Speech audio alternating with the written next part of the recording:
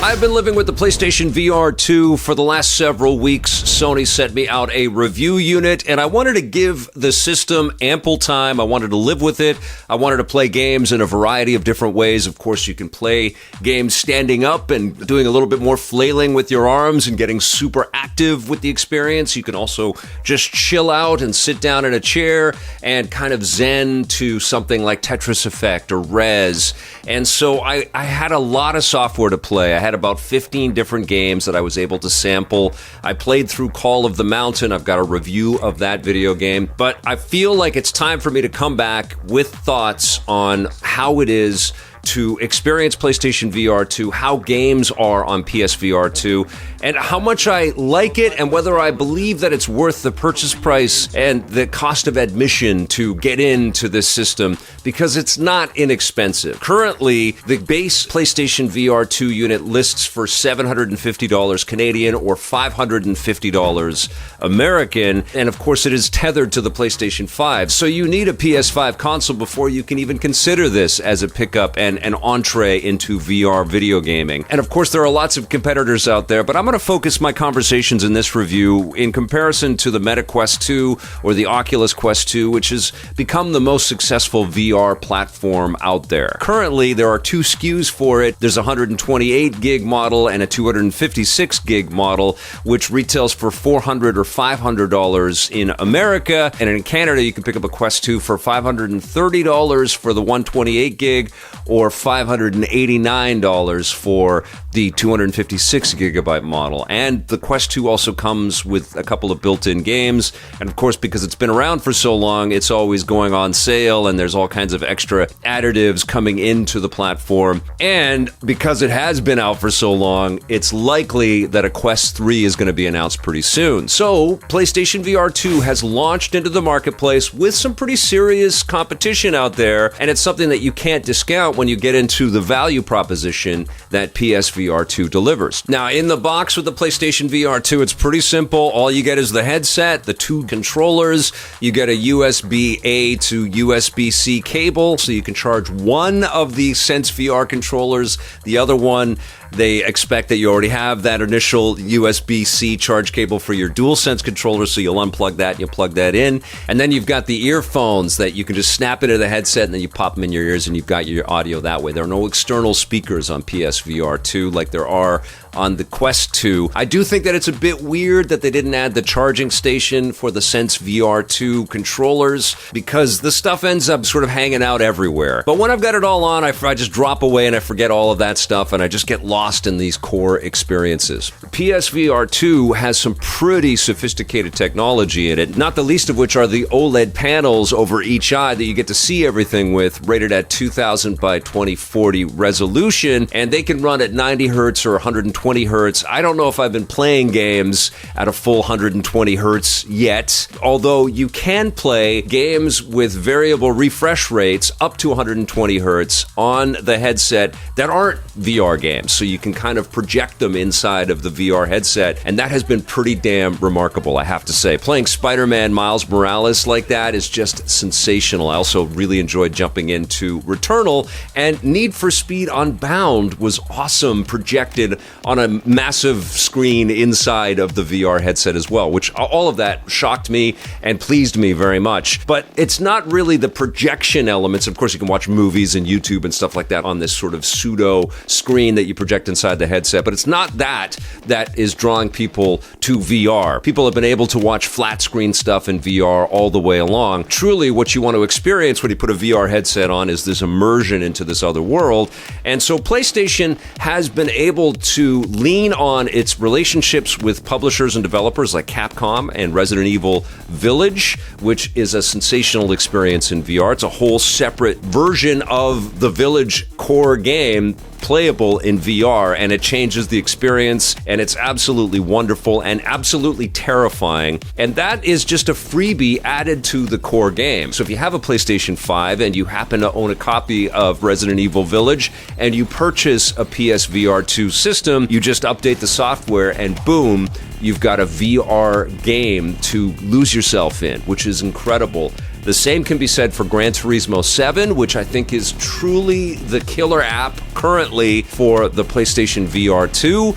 You can also get lost in the PSVR2 version of No Man's Sky. All of these things are free upgrades, which are terrific. And I would like to see more and more free upgrades for people that own existing software. I noticed that Job Simulator is also a free upgrade. If you had the PSVR1 version, you can download the PS5/VR2 version of the game for free, which is great. And I think that that is kind of the secret sauce with PlayStation VR2. Sony has in its back pocket all of these relationships that extend back through years with all kinds of publishers and developers. So presumably, we're going to see a lot more of this legacy software that gets the benefit of extra content. And of course, we know about things like Resident Evil 4 Remake having a VR mode as well, which is incredible. But also in this conversation is the fact that the PlayStation VR2 can only work with the PlayStation 5, whereas something like the Oculus Quest 2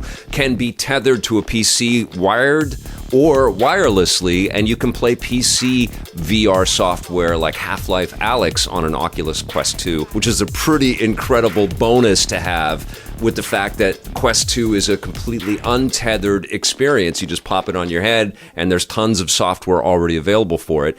And frankly, most of the software that's in the store currently for PSVR2 is already available on Quest 2. And so there is some upgrades and some benefits to playing on PSVR2. I was playing a game called Ragnarock, which is kind of like a Beat Saber clone with all of this Viking metal, which is crazy fun, and you're banging on these drums as your big ship is being pushed across the water, and all kinds of these weird esoteric images are coming at you, and you can bash on a drum beside you and electrocute all of the people in the boat. It was really fun on PSVR 2, and the resolution was definitely crisper and sharper, but it was also super fun on Quest 2, and I did a direct head-to-head comparison. I also spent a little bit more time in Quest 2 and played Pistol Whip, which is still, for my money, one of, if not the best VR experience that I've ever played. It's just so freaking incredible, and the fact that it's a few years old and it's been ported everywhere is just awesome. And of course, there's an improved and enhanced PSVR 2 experience.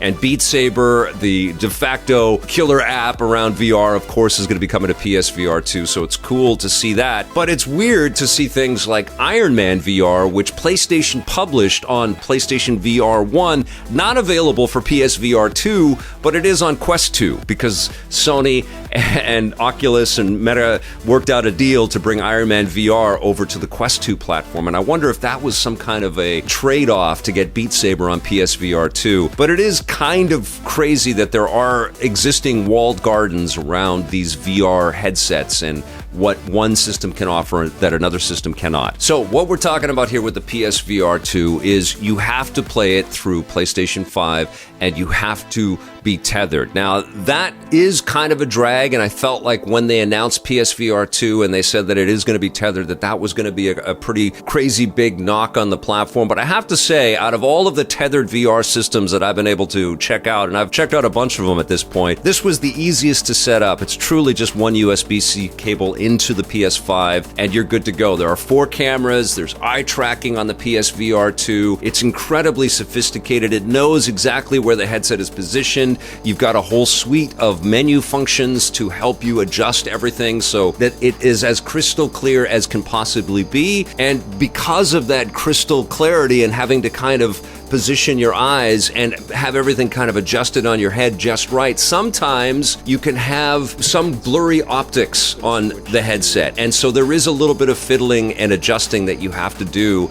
But once you get used to it, it really snaps into place and clicks into place, and you just get lost in the software. And when you play something as beautiful as Horizon Call of the Mountain and you are looking over the vistas and stuff, it really does take your breath away. Or when you're driving a car in Gran Turismo and you're actually looking in the mirrors for really what felt like the first time for me. Like I really had to physically move my head to look into the mirrors to see who was coming up behind me. Just astounding. So much incredible detail. detail. And the resolution is incredibly sharp, although the OLED panels I've seen in some videos on YouTube can have kind of like a mesh-like quality to them and can kind of muddy up the image a little bit, especially if you're in brighter areas, although the panels that I have in my PSVR2 headset seem to be very, very crisp, although some games that I've played on PSVR2 have definitely been ported better. Like I noticed that the text in the Quest 2 version of Ragnarock looked a little bit sharper to my eyes than the text in the PSVR2 version of Ragnarock, although the game looked better and it ran a lot smoother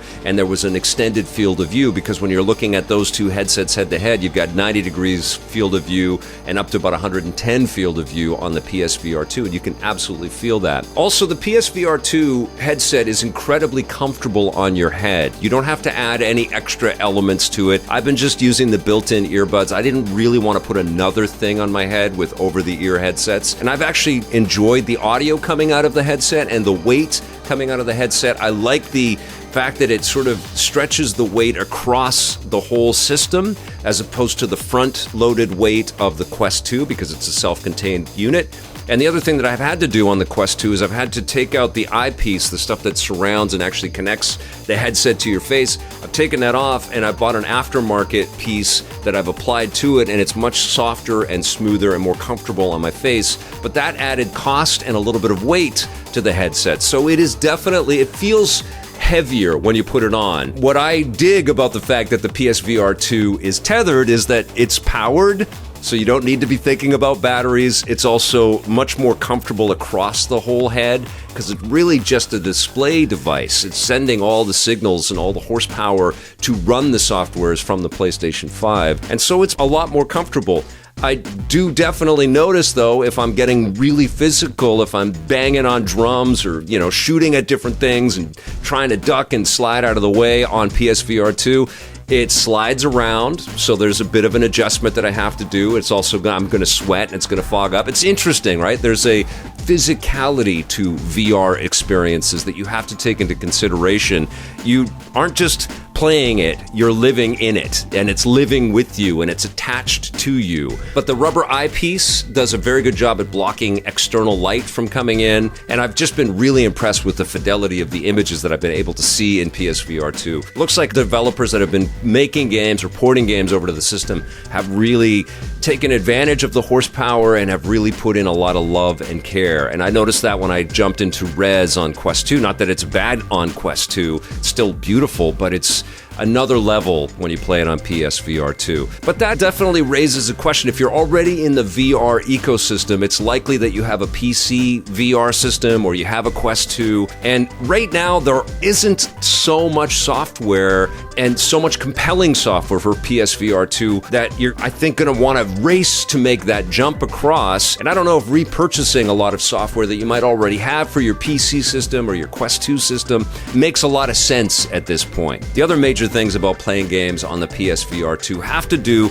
with the sensory feedback that you have, and also the ecosystem of PlayStation in general. I love all of that. They've had a massive success with the DualSense controller for the PS5, the haptic feedback and the adaptive triggers. All of that stuff carries over to the VR2 Sense controllers, which are absolutely wonderful. I do find their spherical structure that you have when you're putting your hands into it, it's a little bit awkward, especially if you're in VR already. It's like, well, I picked up the wrong one, or I'm grabbing it the wrong way, and also putting the straps over your wrist and getting it correctly positioned on your hands is still a little bit awkward, even a few weeks later for me. And so I'm constantly pressing the buttons so that I can see the pass-through and kind of adjust things, which I really like, by the way. I like being able to just press a button and go into pass-through mode. But I was also impressed on Quest 2. They've got a toggle where you can double tap the headset and you'll go through the pass-through. The pass-through is way better on PlayStation VR 2, though. The cameras are much more sophisticated.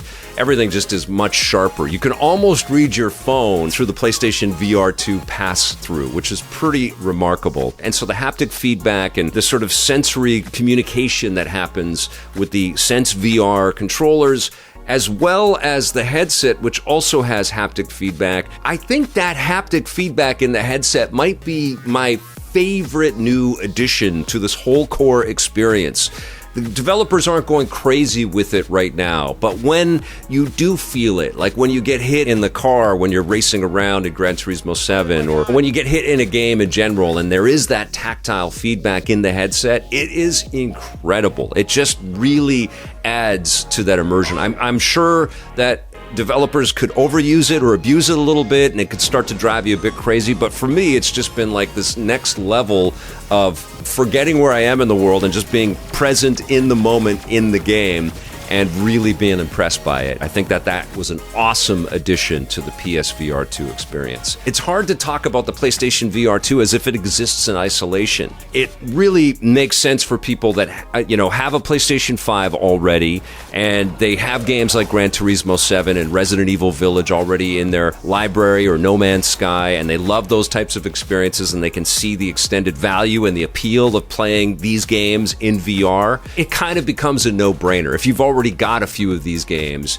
and you've got the PS5, it's like, yeah, why don't you want to extend this experience and jump in and spend that extra money to have this whole new way to play? And then you can get into really cool experiences that show off the future and the potential for VR fidelity in things like Call of the Mountain. But it's also very strange that Sony didn't launch with some other killer apps, but also with more relationships to bring PSVR 1 games into PSVR 2. Like, it's just so weird to me that Star Wars Squadrons, which you play with a controller, so it's not like they needed to readjust everything to be able to play it with the Sense controllers. They could have just said you need to use the DualSense to be able to play the thing, which you can in flat screen mode, by the way. There should have been a deal made to bring Squadrons right out at the beginning. It's also weird that there isn't a new VR Astrobot game, and we don't know if one is coming. There is exciting software on the horizon. There's going to be a lot of cool shooters that use the tactility of the hardware in some really interesting ways. Of course, we've got horror games out there like Switchback, and there's going to be a lot of really interesting ways to get people involved. But I think part of the conversation for PSVR 2 should definitely have been about bringing people over from PSVR 1 in as user-friendly a way as possible.